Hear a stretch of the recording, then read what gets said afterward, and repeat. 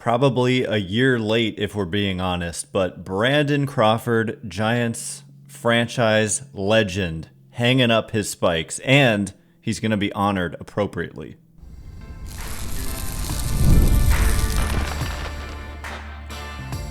You are Locked On Giants, your daily San Francisco Giants podcast, part of the Locked On Podcast Network, your team every day.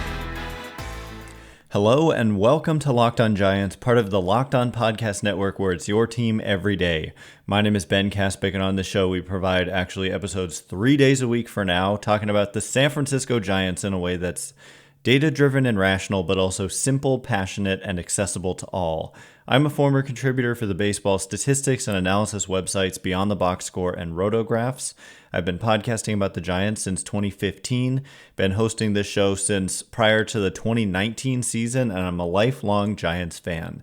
Thank you for making Locked On Giants your first listen every day. We're free and available wherever you get your podcasts, including YouTube, so check us out there if you have not already, and please hit that subscribe button wherever it is that you're following the show. Today's episode is brought to you by Game Time. Download the Game Time app, create an account, and use code LOCKEDONMLB for $20 off your first purchase. And coming up on today's show, the first thing we are going to get to is that Brandon Crawford, like I said, probably a year late in my opinion, is hanging up his spikes. He has officially retired from Major League Baseball after 14 seasons, 13 of which came with the Giants. That's kind of why I'm saying, come on, man. Come on. You wanted...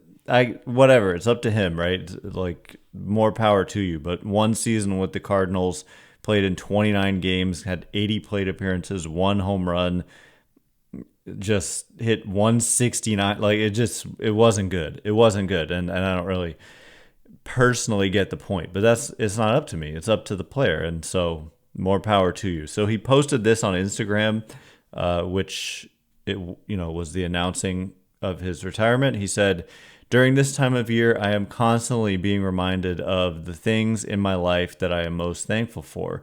Baseball is one of them. Baseball has been a part of my life for as long as I can remember. And for the rest of my life, I will be thankful for the opportunities and experiences it has given me.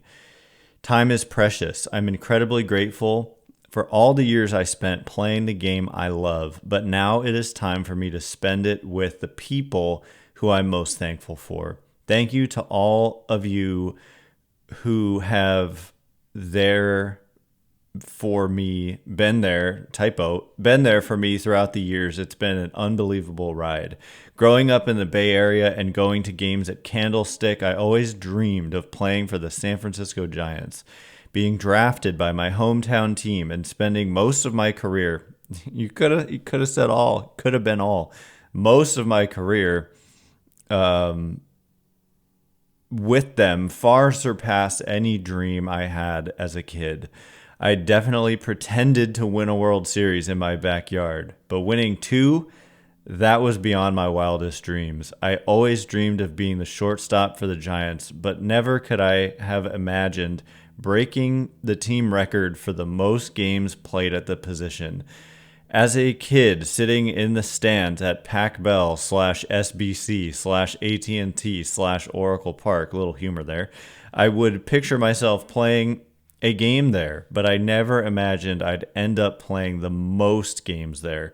From a grand slam in my debut, silencing the crowd in Pittsburgh, a little dig at Pittsburgh there, to 2 unforgettable parades down Market Street, and more memories than I can fit in a single post. The 13 years in the Bay Area were nothing short of extraordinary." Then he says, "Throughout my career, I was honored with 4 Gold Gloves, 3 All-Star selections, a Silver Slugger, the Lou Gehrig Award, and the cherished Willie Mack Award. It's been an unforgettable journey. Thank you, Giants, for allowing me to live out my dream and be a part of so much throughout my career in San Francisco." And then he does say, "To the Cardinals, thank you for giving me the opportunity to continue my career for one more season. This opportunity gave me a chance to experience a different role for the first time in my career. It also gave Jaslyn a chance to watch me play, even if she won't remember it. We've got plenty of pictures to look back on, and created unforgettable moments on and off the field and in the clubhouse with my other 4 kids. Those are memories my family and I will always cherish. Although it was cut short, I genuinely enjoyed my final season playing for another historic franchise. Lastly, Brandon Crawford says, baseball has given me Jalen and the kids more than we ever thought possible, and for that we are so thankful. I wouldn't have been able to have the career I did without their love and support every step along the way. I also want to thank my parents, siblings, in-laws. Isn't Garrett Cole his sister's husband? Yeah. Coaches, teammates, fans, and everyone else who guided, helped, and rooted for me throughout my career. Now it's time for the next chapter, and I can't wait for the new opportunities and different experiences that it will create. Brandon Crawford. And so there you have it. Brandon Crawford, like he said, most games ever by a shortstop in franchise history for the Giants. What an accomplishment, right? For a guy who was thought of as a glove-only player, ended up, being close to a league average hitter overall in his major league career. And when you combine that with the defense, no, you're not talking about a Hall of Fame player, but you are talking about just a very, very good player for a long time. And at his peak, he was an MVP candidate, or at least that's probably going a little bit too far. He was certainly an all-star level player for several years. And really his best season was 2021 at the age of 34. And so, a lot, you could say that for other players too at that magical 2021 season. So he hangs them up, and there's little else to say. We already kind of went over Brandon Crawford's Giants career ending last year when he signed with the Cardinals, which I thought, it just sounds weird to say he spent most of his career with the Giants. Like, he wanted the opportunity to have his youngest child get a chance to see him play. And like he said in the post, even though she won't remember, perhaps won't remember it, there are pictures to prove it. And so that meant something to them. And the Giants, for what it's worth, like, they didn't want to bring him back. And I don't blame them. And if you look at the production, I hate to say it, especially on a moment like this, but it was just probably time to hang him up from everybody else's perspective but Brandon Crawford's, and he's the one who gets to choose, and that's what he chose, and more power to him. But yeah, we could talk about Giants franchise history and the numbers that he put up at the position and just overall and in this era, career batting numbers with the Giants. And when I say batting, I'm talking about, including defense. And then if we search by primary shortstops, we'll see where does he come out in terms of wins above replacement. Well, 4th, and the only players ahead of him, and really the only others in the top 8, are all New York Giants. And so the players with more Fangraphs wins above replacement who have played in this franchise are Travis Jackson, George Davis, and Art Fletcher. And then there's Brandon Crawford next. And then the next closest player from San Francisco Giants history in terms of wins above replacement per Fangraphs is Chris Spire, and then Rich Aurelia. So, yeah, definitely one of the best in franchise history, and pretty clearly the best in San Francisco Giants history.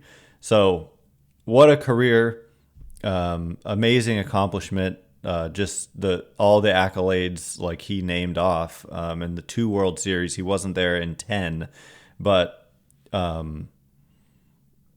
he's a guy, he's not gonna have a statue, probably won't have his number retired, but just one of those guys that will be forever remembered for his contributions to this organization. And in fact, they're going to honor him early on in the season. And new regime, maybe a little bit different way of doing things, and probably for it's a good change. And so we'll get into what are the Giants going to do to honor this guy. And we'll talk about that in just a second. And before we do, today's episode of Locked On Giants is brought to you in part by Game Time. I love going to live events, no matter what kind, concerts, sports, any kind of sports event. Hockey's a ton of fun.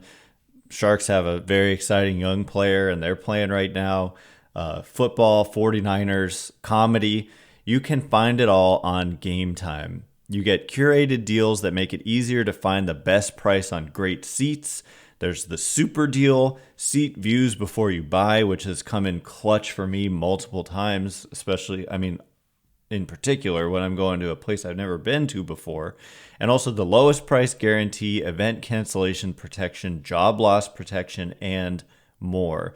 Game Time Picks, curation makes it easier to save more on sports, concerts, comedy, theater, etc. So take the guesswork out of buying tickets with Game Time. Download the Game Time app, create an account, and use code LOCKEDONMLB for $20 off your first purchase. Terms apply. Again, create an account and redeem code LOCKEDONMLB for $20 off. Download Game Time today. What time is it? Game time. All right, here we go. We are going to get into what are the Giants going to do to honor Brandon Crawford. I'm not going to beat a dead horse here and keep saying that this should have happened last year. But hey, maybe it all happened for a reason, because now, there's a lot coming out, and this was already coming out before Farhan Zaidi was fired, but it's getting louder now that Zaidi's been fired. You got guys like Will Clark. I just saw a video of him talking about the clubhouse and how they knocked down walls in Mike Murphy's old office as the first, Andrew Baggerly wrote about this too. It's the first door when you enter the clubhouse on the right became like an analytics hub. And that's going to change. Buster Posey has said they're moving. He said, look, we value those guys, but is it the first thing that should be there when you walk in the door? Probably not. And so that's a player's perspective there. But one of the other things was that there were murals and stuff of Giants legends of the recent and less recent past doing great things and winning titles. And I don't know exactly what these murals or pictures looked like, but I know there was Bumgarner and Posey celebrating, that famous shot when Sandoval caught that pop-up in Kansas City. I think that was one of them, and that was taken down. A lot of this stuff was taken down. And so, the Giants were known as just the team that dripped with nostalgia more than any other team. And they did do, ceremonies and honoring former players better than any other team. And that wasn't as good, certainly in the Farhan Zaidi era. And I don't totally blame them for wanting to get away from that, because it was slightly stale in some ways, just playing the hits from the championship years when it was time to move on. It's like these, Bumgarner and Belt and Crawford, they were aging, and at some point you got to move on. But I don't know if the way to move on was just to erase them from your clubhouse. Essentially, those guys should be an inspiration, because they had more success than any Giants team, certainly San Francisco Giants team, has ever had. So anyway, now that Buster Posey is the president of baseball operations, I think they're going to do things differently. And this is a statement from the Giants on Brandon Crawford's retirement. And it starts with Giants president and CEO Larry Baer saying something. He says, "On behalf of the entire San Francisco Giants organization, we would like to salute Brandon Crawford on a tremendous career and thank him for his contributions both on the field and in our community. Watching Brandon play was an absolute privilege for not only me, but for Giants fans everywhere. He was an all-star, Gold Glove, and Silver Slugger winner, a two-time World Series champion, and a Lou Gehrig and Willie Mack Award winner that always carried himself with class, honor, and respect. The Giants have been incredibly blessed to have Brandon as part of the franchise for 16 years. He's including time in the minors. Really, for his entire 37 years. That's a good point. First, as a young fan, who will ever forget that incredible photo of him leaning on the railing at Candlestick Park when there was a possibility that his Giants might leave San Francisco. And as this chapter closes on his career, his legacy in the game will be celebrated by fans, teammates, and future generations of players who look up to him by the example he set. We wish him, Jalen, and their beautiful 5 children nothing but the best, and we look forward to celebrating his remarkable career at Oracle Park on Saturday, April 26th. And then Buster Posey says something. It was an honor to get to know Brandon as a friend and as a teammate, said Giants president of baseball operations, Buster Posey. From the first day we were both drafted in 2008 to our final year playing together in 2021, it was an honor to play alongside him for 14 years. Whether it was the clutch moments like the grand slam he hit in the 2014 wildcard game in Pittsburgh, the franchise record 7-hit game he recorded in Miami, or the dazzling defensive plays and acrobatic throws he made over and over again, Brandon made his mark in a way few athletes ever do. I'm beyond grateful for our friendship and wish him all the best in this next chapter of life. And then it says the Giants will honor Brandon Crawford on April 26th at Oracle Park. And so, first of all, good on them like doing this early in the season. Good on them doing this at all. Not that they shouldn't really like get a ton of credit for honoring Brandon Crawford, but they obviously were going to do that. But what is it? What did I say? April 26th. And that just so happens to be a day when the Texas Rangers are in town. And who's the manager of the Texas Rangers? Well, it's Bruce Bochy. And so not a coincidence that they're doing that. It's going to give, it's going to drip of nostalgia, just like I was saying, where you'll have Bochy being able to possibly even speak, at the podium as the manager of the Rangers, honoring Brandon Crawford. And so very early in the season, this is just like 3 weeks into the season or so. And hopefully, and I have way more confidence in this with Posey in charge than with Farhan Zaidi in charge. Brandon Crawford sticks around and becomes, he lives here. No, he lives in Arizona actually. So never mind. We'll see. We'll see how involved he is. But with Buster Posey in charge, Brandon Crawford is going to have as big of a role.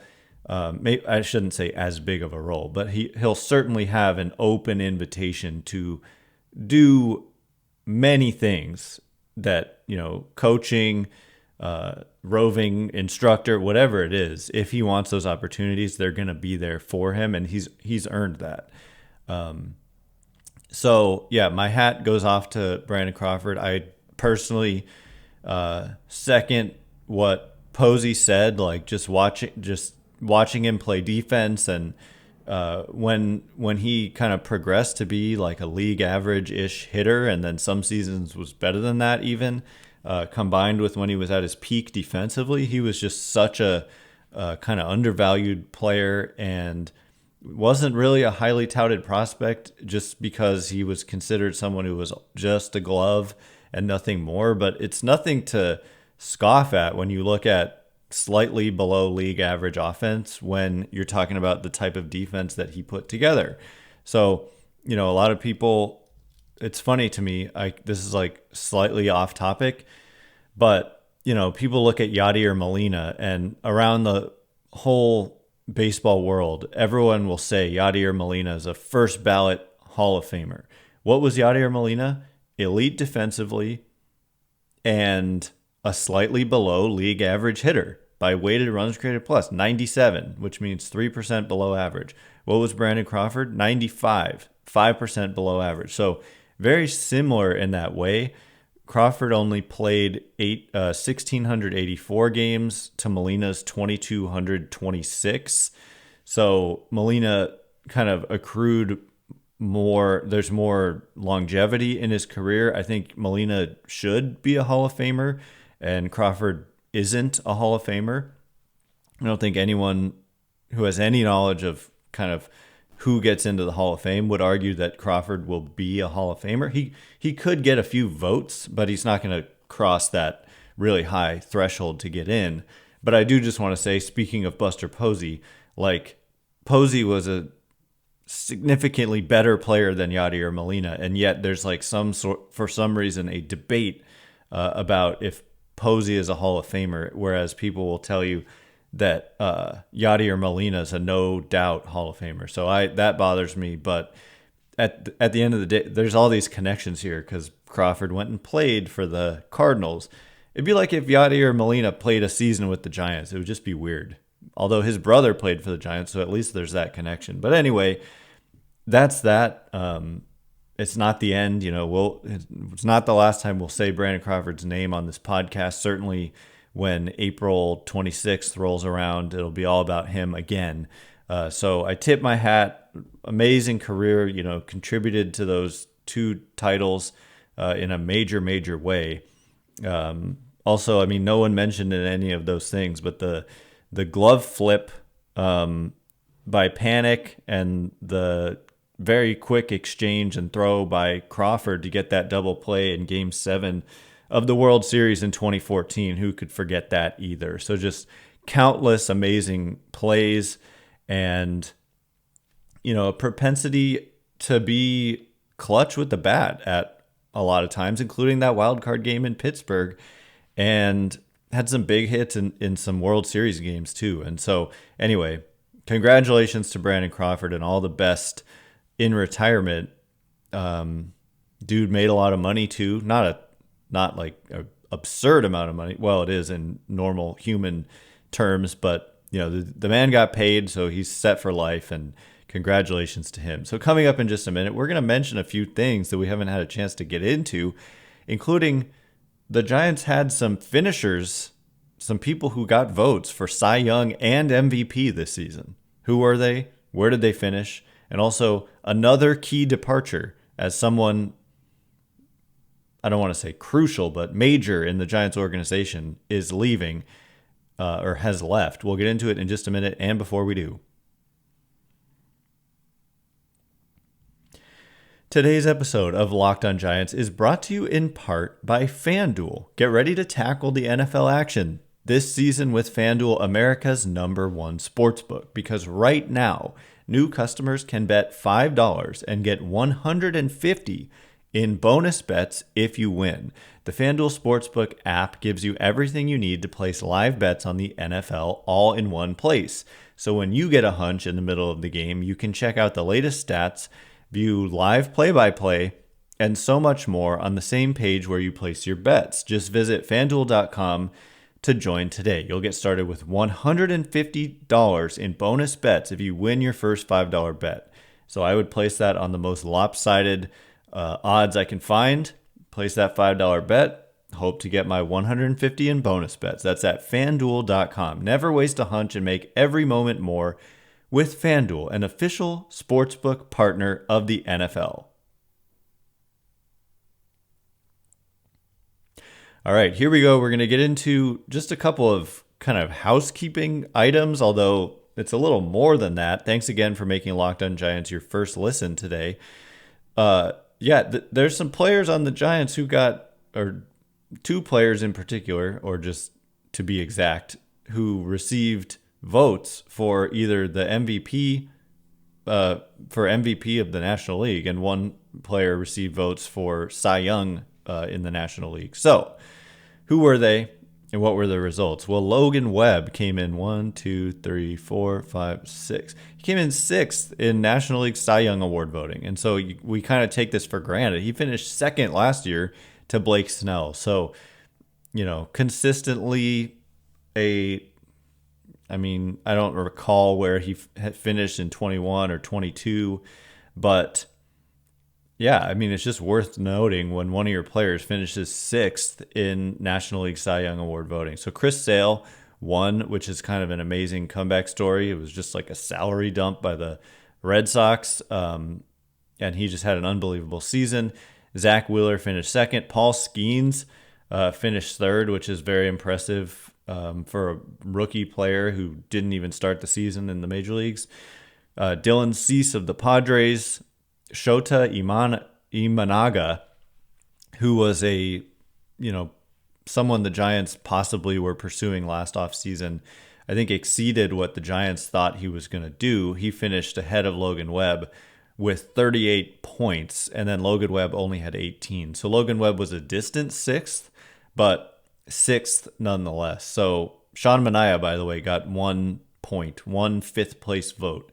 Voters only voted on top 5 Cy Young Award finalists in their view. And so Logan Webb received no first place votes, no second place votes, 2 third place votes, 4 fourth place votes, and 4 fifth place votes for a total of 18 points. And it's determined by points. So anyway, congratulations to Logan Webb on just another really good season. That's just what we've come to expect. And by the way, if they hadn't extended him, he would be entering his final year of team control this upcoming season. And so that's just, I'll quickly do a Thanksgiving theme and say it's something I'm grateful for, is that they got that extension done. He has, in fact, 4 more years of team control instead of 1. So yeah, it's just a good thing they got that extension done, because if he was entering his last year of team control, that wouldn't be so good. And the Giants it would be a huge priority, and it would require a lot more than what the deal is now, which comes out to like 4 years and $80 million or so, roughly. So anyway, the other player who is worth mentioning here is Matt Chapman, who received MVP votes. So Chapman finished, I'm going to have to count a little bit. 3, 6, 9, 3, 5, 7, 9, 10, 11th. Chapman finished 11th. They should really put numbers next to these. He received 1 third place vote. Yeah, honestly, 11th is a little bit of a snub. I think by Baseball Reference, Chapman was the second most valuable position player in the National League, behind only Shohei Ohtani, who won unanimously. So Chapman got just 1 third place vote, no first, no second, no fourth, no fifth, 2 sixth place votes, 2 seventh place votes, 2 eighth place votes, 2 ninth place votes, and 1 10th place vote. So he finished behind Willy Adames and ahead of Zach Wheeler, ahead of Mookie Betts, just by way of example. So a very, very good season for Chapman. Anytime you finish close to top 10 in MVP voting, you've had a very good year. So it's just worth noting, and congratulations to both of those guys. And also nice that those 2 players are locked up for the long haul. So the last thing I want to get to is just another departure. The Giants, I could do a whole episode on this. I do continue to talk about it, but a lot of talented people have left the Giants organization this offseason.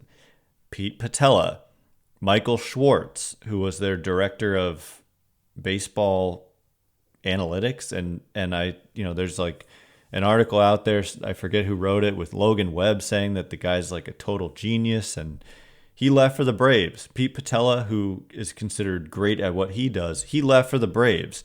And also Justin Vealey. No, I know he received a lot of criticism from fans, but is also considered one of the best at what he does. And he had a year left on his contract, and they wanted him back, and he left for the Rangers.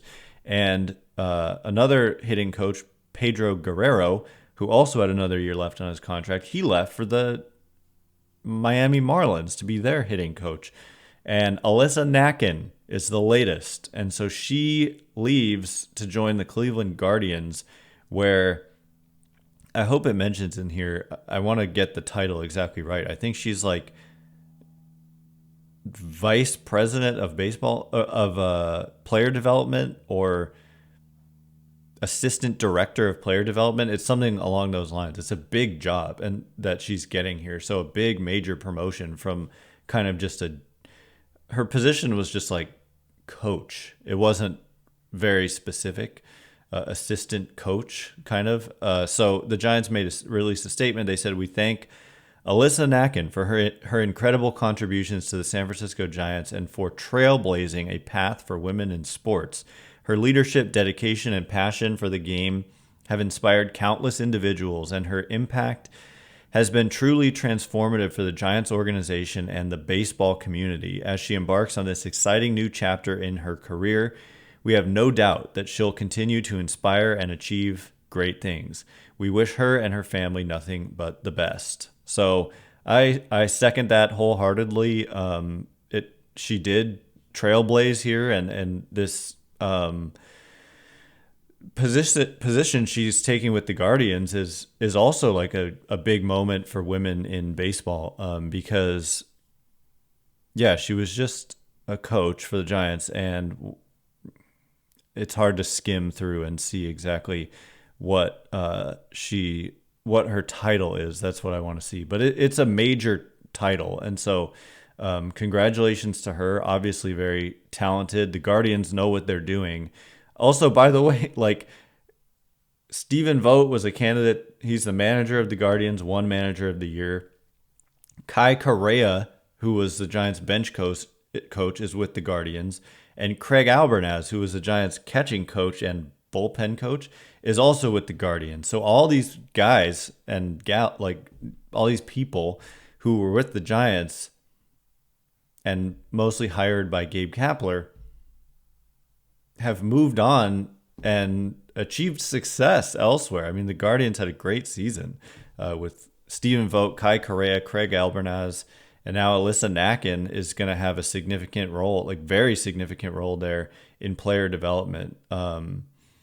So yeah, anyway, congratulations to her. It's also just kind of, definitely noteworthy how many people are departing the Giants organization.